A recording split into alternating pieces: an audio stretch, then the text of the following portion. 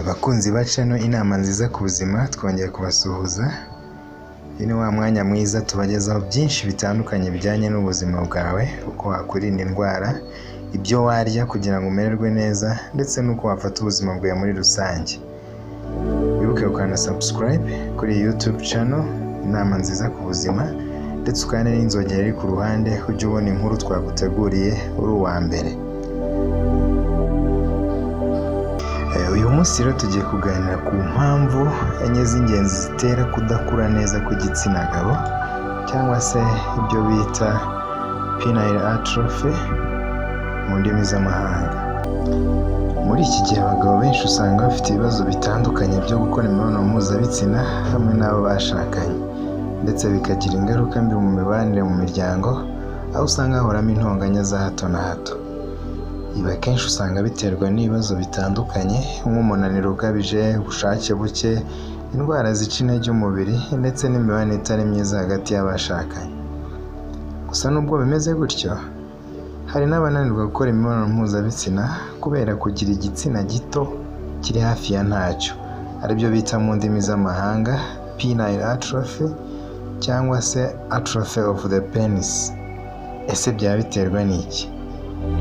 Sobanukirwa impamvu enye z'ingenzi zishobora gutera iki kibazo cyo kugwingira kw'igitsina cy'umugabo. Mwabiteguriwe kandi mugiye kugezwaho na Jean Denis. Penile atrophy ni ukugwingira kw'igitsina cyangwa kugabanyuka kw'ingano y'igitsina cy'umugabo, bishobora guterwa n'impamvu nyinshi zitandukanye, harimo nko kudatembera neza kw'amaraso mu gitsina, imisemburo mike ya testosterone ndetse n'ibindi. Ubusanzwe igitsina cy'umugabo gishobora guhindura ingano yacyo bitewe n'impamvu zitandukanye, harimo nko kuba yiteguye gukora imibonano mpuzabitsina, ihindagurika ry'ibihe ndetse n'ibindi. Gusa iyo igitsina cyagwingiye ntabwo ubona ko cyiyongereye nubwo waba ugiye gukora imibonano mpuzabitsina. Niki gitera kudakura neza kw'igitsina? Kudakura neza kw'igitsina bishobora guterwa n'impamvu zitandukanye, nk'uko tubikesha urubuga rwandika ku buzima bw'imyororokere rwitwa Men Life mu nkuru bahaye umutwe ugira uti Understanding Penile Shrinkage and What You Can Do About It. Tugiye kurebera hamwe impamvu enye zitera kugwingira kw'igitsina cy'umugabo. Impamvu ya mbere, kudatembera neza kw'amaraso mu gitsina cy'umugabo. Amaraso aba arimo intungamubiri zitandukanye, ni nayo agaburira imikaya cyangwa se misikire igize igitsina cy'umugabo. Iyo rero adatembera neza mu gitsina, wenda bitewe n'ibibazo by'imitsi, ishobora kuba yifunze cyangwa se ibindi byatuma atageramo neza, igitsina gitangira kugabanyuka buhoro buhoro.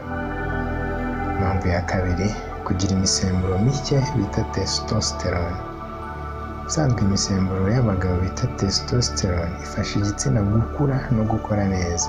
Iyi misemburo igenda igabanyuka bitewe n'imyaka, bityo bigatuma igitsina kigenda kiba gitoya. Uko rero imyaka igenda izamuka, akenshi iyi misemburo iragabanyuka, bigatera ko igitsina kigenda kigwingira.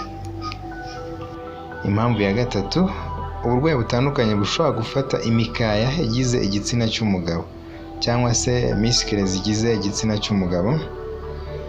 Hari uburwayi butandukanye bufata misikire cyangwa se inyama cyangwa se imikaya igize igitsina cy'umugabo, nabwo butuma igitsina kidakura neza ndetse kikanagwingira. Muri ubwo twavugamo nk'ubwo bita Peyronie's disease, ni indwara ituma igitsina cyihina, za kanseri zitandukanye zifata igitsina ndetse n'izindi zandurira mu mibonano mpuzabitsina. Izi ndwara rero zose zishobora gutuma igitsina kigwingira kikagenda kiba gitoya. Impamvu ya kane ari nayo ya nyuma, umubyibuho ukabije. Umubyibuho hano tuvuga ntabwo ari ukubyibuha umubiri wose, cyane twita obesity, ahubwo ni ahantu usanga umuntu w'umugabo afite ibinure byinshi cyane cyane ku gice cy'inda, ugasanga afite inda ameze nk'umuntu utwite. Iyo rero inda nini yuzuyeho ibinure, ikurura igitsina ugasanga afite agatsina gato karanyunyutse cyane.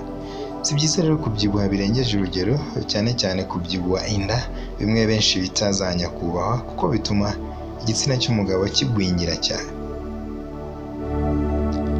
Mu kuvura uburwayi rero bigenda no kumenya impamvu yabiteye. ni byiza kugana muganga wabizobereye akareba impamvu ushobora kubitera ko igitsina cyawe kigenda kigwingira, bityo akagufasha ukabasha kumera neza. Twishimiye ko wadukurikiye kandi turagushimira ko wabanye natwe. Wibuke gukanda subscribe ndetse uduhe na comment ndetse ukande n'inzogera iri ku ruhande kugira ngo ujye ubona ibiganiro twaguteguriye uri uwa mbere. Inama nziza ku buzima nakagaruka. Ugira amahoro y'Imana.